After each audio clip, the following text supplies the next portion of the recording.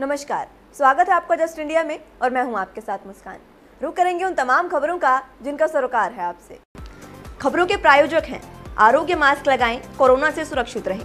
Oscar super speciality hospital and trauma centre, रंज किया showroom in Rohtak and Bahadurgarh. Showroom पर आएं, टेस्ट ड्राइव लें और गाड़ी बुक कराएं। हरियाणा में नकली घी और तेल बनाकर बेचने वालों पर कार्रवाई करते हुए मुख्यमंत्री के उड़न दस्ते ने बल्लभगढ़, फरीदाबाद में 2 दुकानों पर रेड मारी है। एक सरकारी प्रवक्ता ने जानकारी देते हुए बताया कि गुप्तचर शाखा बल्लभगढ़ द्वारा दी गई सूचना पर सुबह मुख्यमंत्री उड़न दस्ते ने फरीदाबाद ने जिला खाद्य सुरक्षा अधिकारी ND शर्मा और जसवीर अहलावत, जिला आयुष अधिकारी और ड्रग इंस्पेक्टर और डॉक्टर मोहित HMO फरीदाबाद और श्री दिनेश गौतम निरीक्षक थाना प्रबंधक सेक्टर 7 फरीदाबाद और अन्य कर्मचारियों के साथ मिलकर 2 टीमें तैयार कर रवि अग्रवाल के मकान पर रेड की। छापे के दौरान प्रथम तल पर बनी हुई टीन शेड के कमरे में पाया गया कि nature fresh refined oil, nature fresh वनस्पति घी और उसमें एक आर्टिफिशियल फ्लेवर DSG केसी नामक पदार्थ मिलाकर देसी घी बनाकर उन्हें विभिन्न कंपनियों के प्लास्टिक रैपर में पैक करके ऊपर से गत्ते के पैकेट में अच्छी तरह से सील किया जा रहा था। हरियाणा सरकार एक बार फिर कस्टम हायरिंग सेंटर यानी कि CHC स्थापित करने के अपने वार्षिक लक्ष्य को पार करने के लिए तैयार है, जिसके तहत किसानों को फसल अवशेष प्रबंधन उपकरण प्रदान किए जाएंगे। इस साल 1500 CHC जो निर्धारित लक्ष्य से लगभग दोगुने हैं, उनको परियोजना लागत के 80% की वित्तीय सहायता के साथ स्थापित किया जाएगा। इस संबंध में जानकारी देते हुए कृषि और किसान कल्याण विभाग के अतिरिक्त मुख्य सचिव संजीव कौशल ने बताया कि पहले 820 CHC स्थापित करने का लक्ष्य रखा गया था, जबकि इस बार किसानों की मांग को ध्यान में रखते हुए 1500 ऐसे केंद्र स्थापित किए जाएंगे। उन्होंने कहा कि CHC से मशीनरी किराया पर लेने के लिए छोटे और सीमांत किसानों को प्राथमिकता दी जाएगी। उन्होंने आगे ये भी बताया कि ये भी सुनिश्चित किया जाएगा कि ऐसे किसान कृषि यंत्रों को आसानी से उपयोग करने में सक्षम हो और वह अवशेष जलाने के विरुद्ध राज्यव्यापी अभियान में भाग लें। उन्होंने कहा कि विभाग द्वारा पिछले साल जलने वाले फसल अवशेषों की घटनाओं के आधार पर लाल, पीले, नारंगी और हरे जोनों में प्राथमिकता के आधार पर आवंटन किया जाएगा। उन्होंने बताया कि पिछले साल भी हरियाणा सरकार ने 1300 CHC के लक्ष्य के विरुद्ध 1685 CHC की स्थापना की थी, जो कि लक्ष्य के मुकाबले 129.61% की उपलब्धि है। कौशल ने बताया कि राज्य में साल 2018 और 2019 के दौरान 24,705 मशीनें लगाई गई हैं, जिनमें से 8,777 मशीनें व्यक्तिगत हैं और 15,928 मशीनें 2,869 CHC के साथ हैं। सरकार ने बिना किसी कीमत पर CHC की स्थापना के लिए ग्राम पंचायतों को भी शामिल किया था। उन्होंने बताया कि ग्राम पंचायतों की सहायता से सबसे कमजोर गांवों में स्थापित 851 CHC छोटे और सीमांत किसानों को निःशुल्क फसल अवशेष प्रबंधन मशीनरी मुहैया करा रहे हैं। हरियाणा में पहली बार नायब तहसीलदार गांव-गांव, खेत-खेत में जाकर जमीन की पैमाइश करेंगे। इससे पहले केवल पटवारी ही गांव में जाकर चकबंदी करता था। ट्रेनिंग पूरी करने वाले 57 नायब तहसीलदारों को न केवल एक गांव अलॉट किया गया है, बल्कि 1 अक्टूबर से चकबंदी का कार्य हर हाल में शुरू करने के निर्देश भी जारी कर दिए हैं। बता दें कि भिवानी, दादरी जिले के गांवों में 30 नायब तहसीलदारों की ड्यूटी लगाई गई है। वहीं रोहतक में 8, झज्जर में 4, पानीपत में 3, करनाल में 8, हिसार में 1, अंबाला में 2 और गुरुग्राम में 2 नायब तहसीलदारों की चकबंदी के लिए गांव-गांव में जाने की ड्यूटी लगाई गई है। हरियाणा में अब से पहले नायब तहसीलदार चकबंदी के लिए सीधे तौर पर गांव के लिए उत्तरदायी नहीं होते थे। उप मुख्यमंत्री दुष्यंत चौटाला ने बताया कि हरियाणा में 64 गाँवों में चकबंदी नहीं है। इन गाँवों में अमूमन हर रोज ज़मीनी मामलों को लेकर शिकायतें आती रहती हैं।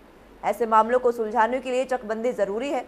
उन्होंने बताया कि इन गांवों का ज़मीन रिकॉर्ड सदियों से बीघा और बिस्वा में चल रहा है, जबकि पूरे हरियाणा में एकड़, कनाल और मरला में ज़मीनी रिकॉर्ड है। इन गांवों के किसानों की ज़मीन भी टुकड़ों में बटी हुई है और खेतों में आने जाने के लिए किसानों को रास्ते भी नहीं मिल पा रहे थे। उन्होंने बताया कि चकबंदी होने से जमींदार के पास उसकी ज़मीन का लीगल मालिकाना हक हो जाएगा। आगे डिप्टी CM ने कहा कि सभी नायब तहसीलदारों को निर्देश दे दिए गए हैं कि निर्धारित समय सीमा के अंदर चकबंदी का कार्य हर हाल में पूरा करें।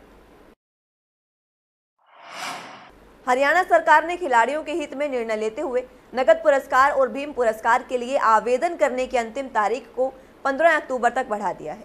इस संबंध में जानकारी देते हुए खेल और युवा मामले विभाग के प्रवक्ता ने बताया कि पहले विभाग द्वारा राज्य के उत्कृष्ट खिलाड़ियों से खेल उपलब्धियों के आधार पर नकद पुरस्कार और भीम पुरस्कार के लिए 15 अगस्त तक अपने अपने जिला खेल और युवा कार्यक्रम अधिकारी कार्यालय में आवेदन जमा कराने को कहा गया था, लेकिन अनेक पात्र खिलाड़ी किसी कारणवश उक्त समय अवधि में आवेदन जमा नहीं करवा पाए थे।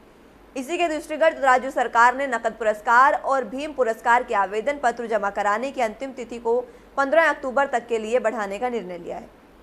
उन्होंने बताया कि अब इच्छुक खिलाड़ी 15 अक्टूबर तक अपने अपने जिला खेल और युवा कार्यक्रम अधिकारी कार्यालय में आवेदन जमा करवा सकते हैं। प्रवक्ता ने यह भी बताया कि आवेदन पत्र के साथ खेल उपलब्धियों की सत्यापित प्रतियां, राष्ट्रीय स्तर पर हरियाणा का प्रतिनिधित्व करने वाले प्रमाण पत्र, जन्मतिथि प्रमाण पत्र, रिहायशी प्रमाण पत्र, बैंक पासबुक की कॉपी और पासपोर्ट आकार के 3 रंगीन फोटोग्राफ भी जमा करवाने होंगे। कृषि कानूनों को लेकर विपक्ष के विरोध और किसानों के आंदोलन के बीच एक के बाद एक बीजेपी के मंत्री मीडिया के सामने आ रहे हैं। इसी कड़ी में आज एक बार फिर कैबिनेट मंत्री कमलपाल गुर्जर कानून के समर्थन में बोले और कांग्रेस और अन्य विपक्षी दलों पर जमकर निशाना साधा। वहीं अकाली और बीजेपी गठबंधन के टूटने पर कमलपाल बोले कि जब चुनाव आएगा तो अकाली दल पछताएगा और कांग्रेस भी पछताएगी, क्योंकि राजनीति में रहना है तो किसान के हितों के लिए काम करने पड़ेंगे। वहीं बड़ौदा उपचुनाव में बीजेपी नेताओं के विरोध पर कैबिनेट मंत्री बोले कि ये इंडियन नेशनल लोकदल और कांग्रेस का षड्यंत्र है, क्योंकि इन दोनों दलों ने वहां कोई काम नहीं किया है। आज बीजेपी सवाल पूछती है तो इन्हें घबराहट होती है। ये सब इन्हीं के लोग हैं। अगर नोट करें तो मेरा ख्याल है कि किसान की बात कहीं कर नहीं रहे हो, कहीं भी या इन बिलों से क्या समस्या है उस पर बात नहीं कर रही। समस्या क्या है? समस्या सरकार से रही कि सरकार किस तरीके से टूट सका, और उस सरकार को तोड़ने के लिए क्या प्रयास हो जाएगा। सारा का सारी ताकत अगर आप देखोगे कांग्रेस की, तो वो दुष्यंत चौटाला जी के खिलाफ लगी कि वो उसको रिजाइन करना चाहिए, उसको सरकार छोड़ देनी चाहिए, उसको बाहर होना चाहिए, उसमें अगर देवीलाल का खून है तो उसको तब बाहर आना चाहिए। और चाहे फिर दूसरा लोकदल है, उस लोकदल ने भी उस पर एक्टिव नजर रखा। यानी कि किसान का क्या नुकसान रहा वो नहीं बता सकते, क्योंकि नुकसान तो है ही नहीं, बताएंगे कहां से। तो किसान के पक्ष की बात या किसान के नुकसान की बात, उस पर कोई चर्चा नहीं है। सारी चर्चा किस बात पे है? अगर आप कल का कुमारी शैलजा का भी प्रेस कॉन्फ्रेंस देखें तो वहां भी सारी ताकत इसी बात पे लगा रखी। तो फिर चाहे वो अब ऐसे ही चौटाला जी हो, और चाहे कुमारी शैलजा हो, और चाहे भूपेंद्र सिंह हुड्डा जी हो, तो सबकी ताकत एक ही है कि दुष्यंत चौटाला के ऊपर जोर बढ़ाओ कि आप अपना समर्थन वापस लो। प्रदेश में कोरोना पॉजिटिव मरीजों का आंकड़ा लगातार बढ़ता जा रहा है। यह आंकड़ा अब 1,25,000 को पार कर गया है। मौतों की संख्या भी 1,400 से ज्यादा हो चुकी है। हालांकि पिछले कुछ दिनों से नए केसों की संख्या कम आ रही है। चौंकाने वाली बात यह है कि 1,25,941 मरीजों में से 50,388 केस उन 4 जिलों में हैं जो दिल्ली से सटे हैं, यानी 40% मरीज गुरुग्राम, फरीदाबाद, सोनीपत और झज्जर के हैं। गुरुग्राम में सोमवार को मरीजों की संख्या 20,000 पार हो गई है, जबकि फरीदाबाद में आंकड़ा 19,000 को पार कर गया। इन्हीं 4 जिलों में 32% मौतें भी हुई है, यानी कुल 1,421 में से 453 मौतें इन्हीं जिलों में हुई है। प्रदेश में एक दिन में 1,624 नए मरीज मिलने के अलावा 27 लोगों की जान भी गई है। 2,421 मरीज ठीक भी हुए हैं। अब ठीक होने वालों का आंकड़ा भी 1,08,411 हो गया है। रिकवरी दर 86.08% पर पहुंच गई है। अब 16,109 सक्रिय मरीज हैं। पिछले 24 घंटे में 21,437 लोगों के सैंपल लिए गए हैं। वहीं 24 घंटे में सबसे ज्यादा 5 मौतें पंचकुला और 4 मौतें हिसार में हुई है। यमुनानगर, सिरसा में 3-3, कुरुक्षेत्र, करनाल, रोहतक, भिवानी में 2-2, अंबाला, फरीदाबाद में 1-1 मरीज की जान चली गई। वहीं गुरुग्राम में 261 केस मिले हैं, जबकि फरीदाबाद में 195, कुरुक्षेत्र में 163, हिसार में 109, सोनीपत में 61, रेवाड़ी में 59 केस मिले हैं। बात करें अंबाला की तो अंबाला में 67, रोहतक में 126, पानीपत में 69, करनाल में 37, पंचकुला में 60, सिरसा में 66, झज्जर में 26, महेंद्रगढ़ में 51, पलवल में 16, भिवानी में 36, यमुनानगर में 87, फतेहाबाद में 70, कैथल में 30, जींद में 29, चरखी दादरी में 11 और नूह में 5 मरीज मिले हैं।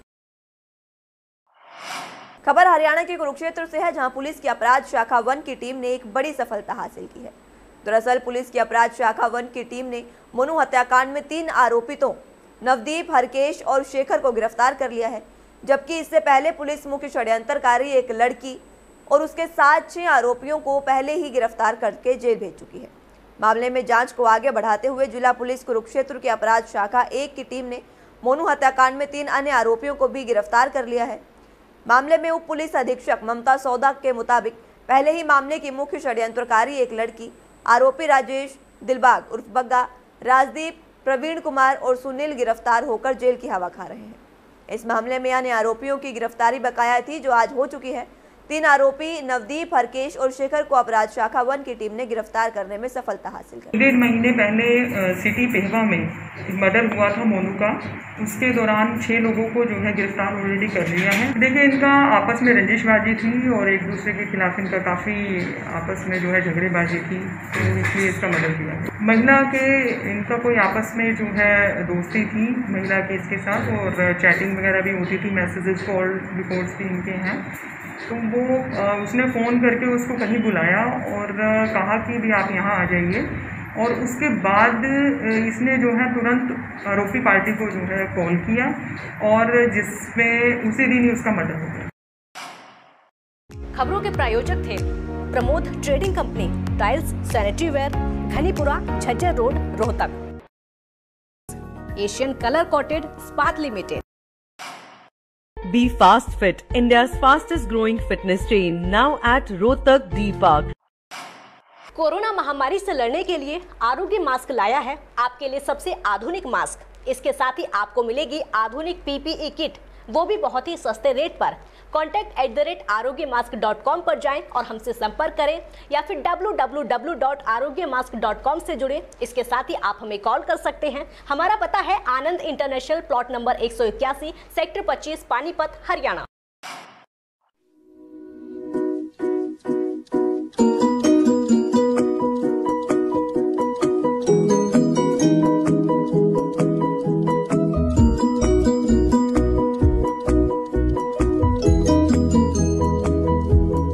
मेडिफिल इंटरनेशनल, 7 शीतल कॉम्प्लेक्स, सुभाष नगर, रोहतक।